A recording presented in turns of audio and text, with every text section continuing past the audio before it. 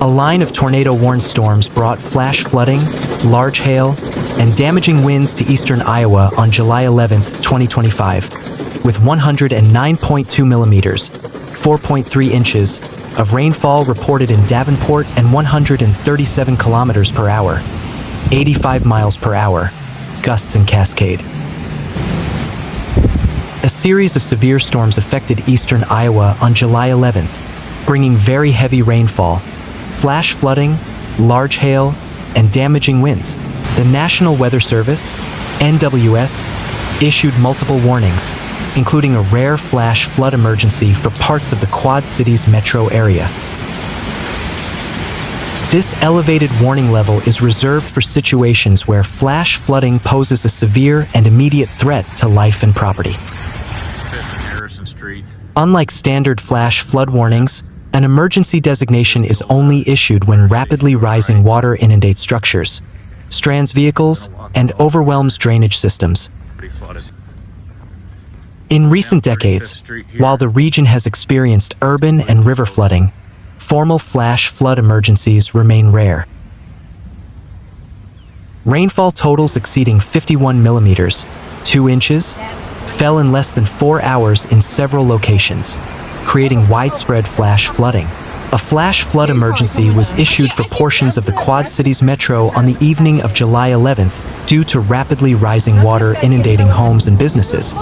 Meteorologists at the NWS office in Quad Cities said. Oh, that is so scary. The city of Davenport in Scott County recorded 109.2 millimeters, 4.3 inches, of rainfall through July 11th, most of which fell during the evening hours.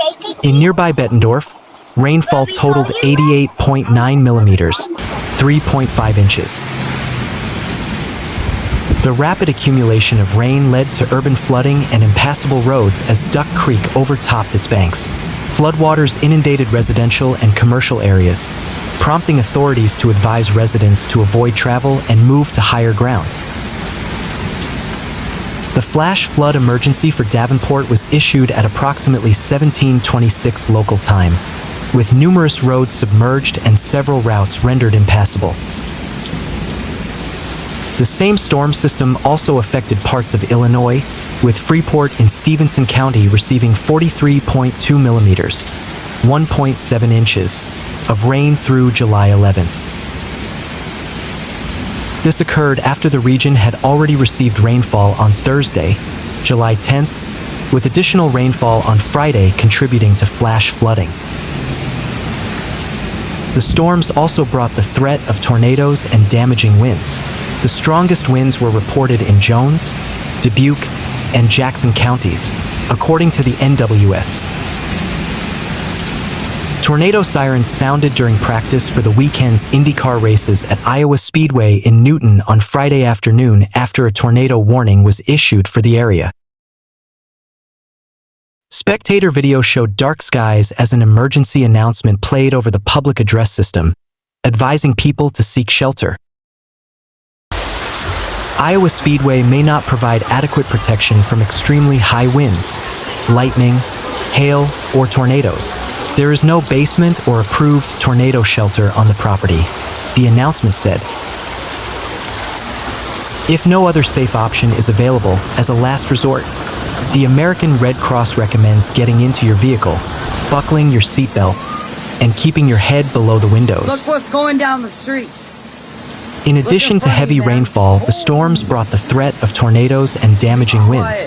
The strongest gusts were recorded in Cascade at 137 kilometers per hour, 85 miles per hour, Davenport at 116 kilometers per hour, 72 miles per hour, and Dubuque at 105 kilometers per hour, 65 miles per hour. Tree damage and power outages were reported across Jackson, Dubuque, and Jones counties, extending into Illinois and Wisconsin. A semi-truck was overturned by strong winds along Interstate 380, north of Cedar Rapids. Meanwhile, residents at 35th Street and Fair Avenue were forced to evacuate their homes Friday night because of flash flooding. One neighbor described to local media the moment they realized they were in danger. I just hear water coming. I tried to get my cat. In my case, I tried to grab this. Not funny. Like I'm mad about that. I tried to grab him. I'm trying to grab my keys. I was screaming. I couldn't even open the door at first because of the water pressure. Officials are urging Scott County residents to stay home and avoid travel Friday evening and Saturday morning as flash flooding impacts roads and neighborhoods across the area. A large amount of rain has fallen, with more expected throughout the night. A flash flood warning is in effect until 4 a.m. for parts of the Quad Cities metro.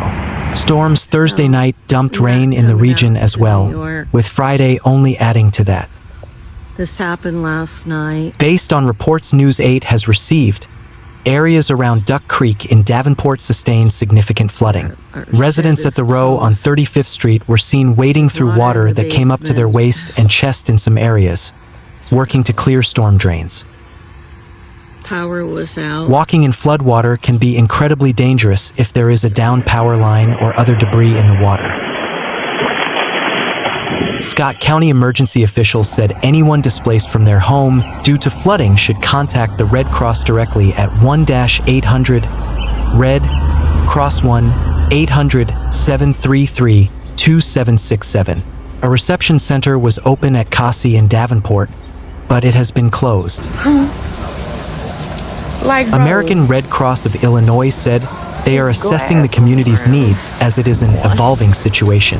No official shelter is set up right now. Updates will be shared with the public on social media.